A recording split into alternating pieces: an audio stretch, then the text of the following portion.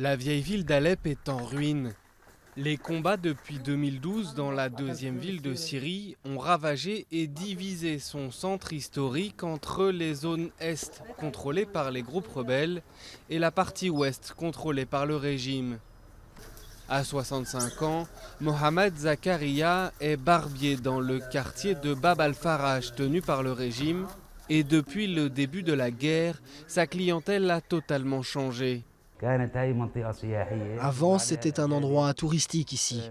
Il y avait beaucoup de touristes et d'étrangers, qui étaient aussi mes clients. Mais maintenant, l'endroit est devenu une zone militaire et donc je ne reçois plus que des soldats et parfois certains de mes proches aussi.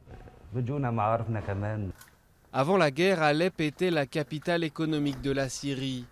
Dans les régions sous contrôle gouvernemental, les touristes et les échoppes ont été remplacés par des soldats éreintés par les combats. Et les célèbres souks de la ville sont vides, à l'exception de quelques irréductibles.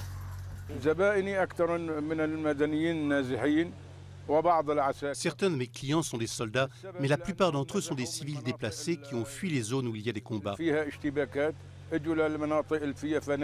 Ils sont venus ici parce qu'il y a quelques hôtels pas chers et parfois ils y séjournent gratuitement.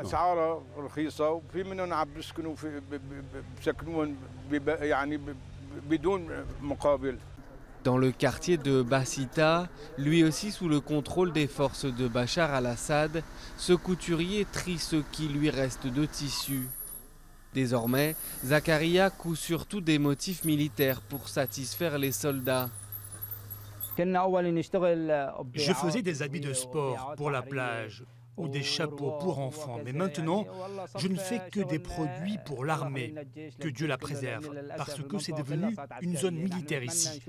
Nous espérons revoir des enfants bientôt et les habiller, mais en ce moment, je me spécialise en habits militaires et c'est tout. La guerre a fait plus de 300 000 victimes depuis 2011 et des millions de Syriens ont quitté leur maison. Plus de 5 ans de conflit qui laissera ses marques indélébiles sur ce site classé au patrimoine mondial de l'UNESCO.